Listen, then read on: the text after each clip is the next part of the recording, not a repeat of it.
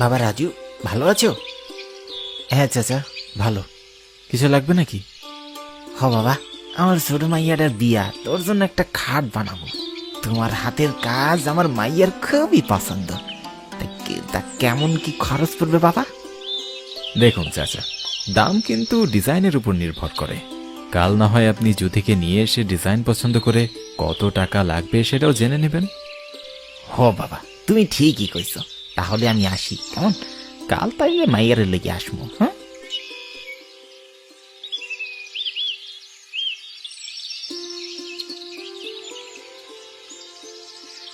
কি রে বেটা রাজু, কাস্টমার কি কেউ এভাবে ছেড়ে দেয়? রফিক ভাই, আজগর চাচা আমার কাছে ছাড়া অন্য কারো কাছে বানিয়ে নেয় না, বুঝেছ? হ্যাঁ ঠিক আছে, তাহলে সেটা কালই দেখা যাবে। রফিক ভাই, আমার এই মাসের কাজের টাকাটা দেবেন না? আমার টাকার খুবই প্রয়োজন রফিক ভাই। হ, তো কত জানি টাকা? ভাই 8,000।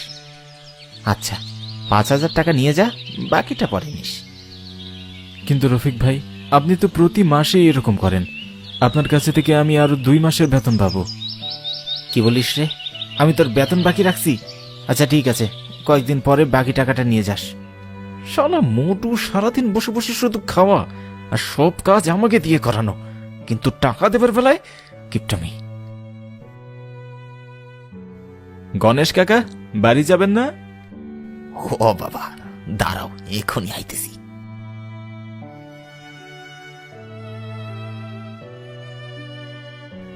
কাকা, বাড়িতে সব ঠিক আছে তো?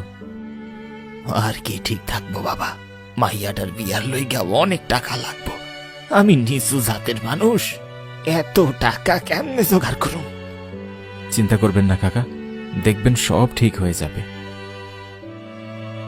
গণেশের বাড়ি রাজুর বাড়ির কাছেই। এই গ্রামে হিন্দু মুসলিম সবাই একই সাথে মিলেমিশে বসবাস করে। প্রতিদিন রাতে বাড়ি ফেরার সময় রাজু গণেশকে তার সাইকেলে করে নিয়ে আসত। তা বাবা রাজু, তোমার মনটা আজ এত খারাপ লাগতেছে কেন? আর বলবেন না কাকা, আপনি তো জানেনই রফিক ভাই কোনো মাসে আমাকে ঠিক মতো বেতন দেয় না। এবারও একই অবস্থা। বয়সে বড় বলে তাকে কিছু বলতেও পারি না।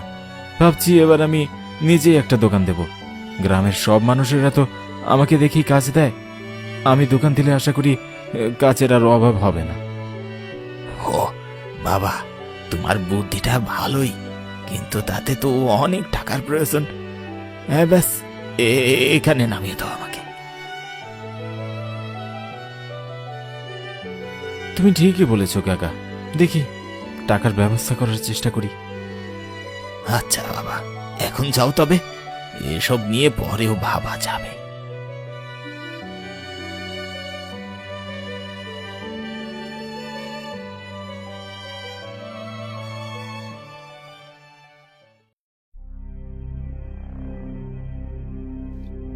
কাকা চলুন, বাড়ি যাবেন না? হ বাবা, চলো। কাকা, আজ মনে হয় অনেক বেশি শীত পড়েছে, তাই না?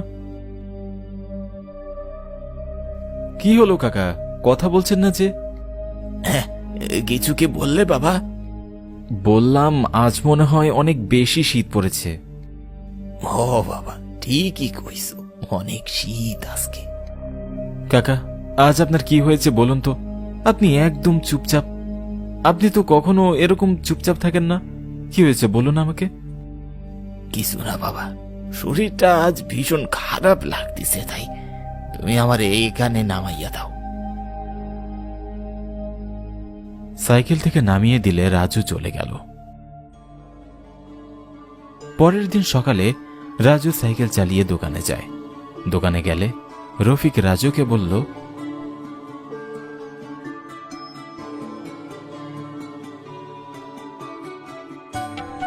রাজু, আজ আমি বাইরে যাচ্ছি, তুমি আজ একটু দেরিতে বাড়ি ফিরো। রাত 8টার দিকে একজন কাস্টমার আলমারি নিতে আসবে, কেমন? রফিক ভাই, আমার বাকি টাকাটা দেবেন না? সারাক্ষণে তো টাকা টাকা করিস কেন? হ্যাঁ, আমি কি তোর টাকা নিয়ে পৃথিবী ছেড়ে চলে যাচ্ছি নাকি? হ্যাঁ। রফিক দোকান থেকে চলে গেল আর রাজু মন খারাপ করে কাজে বসল। সারাদিন কাজ করার পর রাজু রাত 9টা পর্যন্ত দোকানে অপেক্ষা করে, কিন্তু কেউ আলমারি নিতে আসে না। এত আর অপেক্ষা করতে পারবো না, অনেক হয়েছে। এমনিতে শীতের সময় গণেশ কাকা মনে হয় আমার জন্য এখনো অপেক্ষা করছে। রাজু দোকান বন্ধ করে গণেশের দোকানে যায়, কিন্তু রাজু তার দোকানে গিয়ে দেখল দোকানে কেউ নেই। কি ব্যাপার, গণেশ কাকা আমাকে রেখেই চলে গেল? যা বাবা, একটু অপেক্ষাও করতে পারল না আমার জন্য।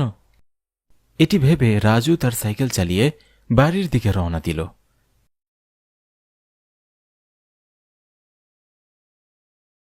শীতের রাত, বাহিরে কোনো মানুষের ছায়া পর্যন্ত নেই। হঠাৎ রাজু চাঁদের আলোতে লক্ষ্য করল রাস্তায় সাদা সাদা কি যেন একটা চকচক করছে। কি ব্যাপার, পুরো রাস্তা জুড়ে সাদা সাদা কি পড়ে আছে ওসব? দেখি তো, এগুলো তো মনে হচ্ছে খই, কিন্তু পুরোটা রাস্তা জুড়ে বোকার মতো এভাবে খইকে বিছিয়ে রেখেছে। তখনই রাজুর মনে পড়ল হিন্দু ধর্মের কোনো মানুষ মারা গেলে তাকে শ্মশানে নিয়ে যাবার সময় খই ছিটানো হয়। আর এটি ভেবে রাজুর প্রাণ যেন শুকিয়ে এলো। রাজু আর কোনো কিছু না ভেবে তাড়াহুড়ো করে সাইকেলটি নিয়ে বাড়ির পথে রওনা দিল। আল্লাহ, কোনোভাবে শ্মশান ঘাটটি আমাকে পার করিয়ে দাও, আমার ভীষণ ভয় করছে। হঠাৎই শ্মশান ঘাটের কাছে এসে কে যেন রাজুকে ডাকতে লাগলো। রাজু, রাজু, আমাকে ফেলে চলে যাচ্ছিস? আমাকে নিয়ে যা। রাজু সাইকেল থামিয়ে মনে মনে ভাবল, এটা গণেশ কাকার কণ্ঠ না? হ্যাঁ, কাকারই তো কণ্ঠ এটা। কে গো তুমি, গণেশ কাকা? আরে হ্যাঁ হ্যাঁ, দাঁড়া দাঁড়া, নিয়ে যা আমাকে, আমি আসছি।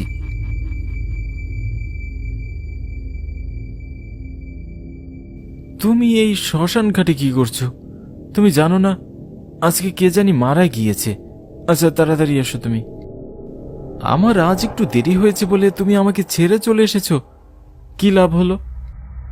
আমি তো অনেক আগেই ছেড়ে চলে গিয়েছি। বাবা, তোমাকে একটা কথা বলার ছিল। কি কথা কাকা?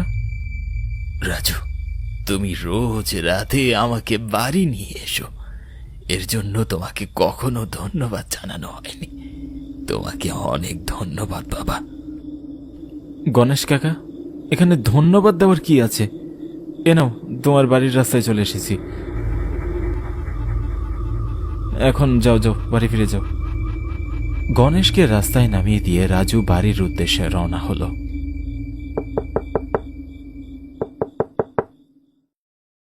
মা, তুমি এত রাতভর জেগে আছো কেন? ঘুমিয়ে পড়োনি কেন? না রে বাবা, ঘুম আসছিল না। গণেশটা এভাবে মারা যাবে আমরা কেউ ভাবতেও পারিনি। তোর মনে হয় অনেক খারাপ লাগছে, তাই না? আরে মা, এসব কি বলছো তুমি? আমি এইমাত্র গণেশ কাকাকে বাড়িতে রেখে এলাম। তোর মাথাটা ঠিক আছে তো বাবা? সকালবেলা গণেশ মারা গেছে, সন্ধ্যের সময় সবাই মিলে তার শেষ কাজটা শ্মশান ঘাটে করেছিল। কেন, তুই জানিস না? কথাটি শুনে রাজুর বুকের ভেতরটা থক করে উঠল। তার হাত পা যেন একেবারেই ঠান্ডা হয়ে গেল। তাহলে মা, আমি যাকে সাইকেল করে নিয়ে এলাম শ্মশান ঘাট থেকে, সে কে ছিল? তুই কি বলছিস বাবা? মরা মানুষ কি আবার ফিরে আসে নাকি? যা ঘুমিয়ে পড়। রাজু ঘুমিয়ে পড়ে। কিছুক্ষণ পর রাজু স্বপ্নে দেখল সে রাস্তায় সাইকেল নিয়ে দাঁড়িয়ে আছে, আর কয়েকজন লোক গণেশের মরদেহ নিয়ে রাস্তা দিয়ে হেঁটে যাচ্ছে। আর তখনই গণেশ খাটিয়া থেকে উঠে বসে রাজুকে বলল, রাজু, আয় বাবা আয়, আমি তোকে নিয়ে যাব। আয় বাবা, তোকে ছাড়া আমার একটু ভালো লাগছে না বাবা। ঠিক তখনই রাজুর ঘুমটি ভেঙে গেল। রাজু এক লাফে উঠে বসল। আমি কি রকম স্বপ্ন দেখলাম? এমন ভয়ানক স্বপ্ন আমি আগে কখনোই দেখিনি। এরপর থেকে রাজু যেখানে সেখানে গণেশকে দেখতে পেত। কাজের সময় গণেশ পাশে বসে থাকত, রাতে বাড়ি ফেরার সময় গণেশ সাইকেলের পেছনে বসে থাকত, আর ঘুমের মধ্যে স্বপ্নে শুধু গণেশকেই দেখত। জীবন যেন একেবারে দুর্বিষহ হয়ে পড়েছে। একদিন ভোরবেলা রাজুর মৃতদেহ সেই শ্মশান ঘাটের পাশ থেকে গ্রামের মানুষ উদ্ধার করে। রাজু কিভাবে মারা গেল এই বিষয়টি খুব শীঘ্রই পরবর্তী কোনো একটি পর্বে আপনাদেরকে জানাবো।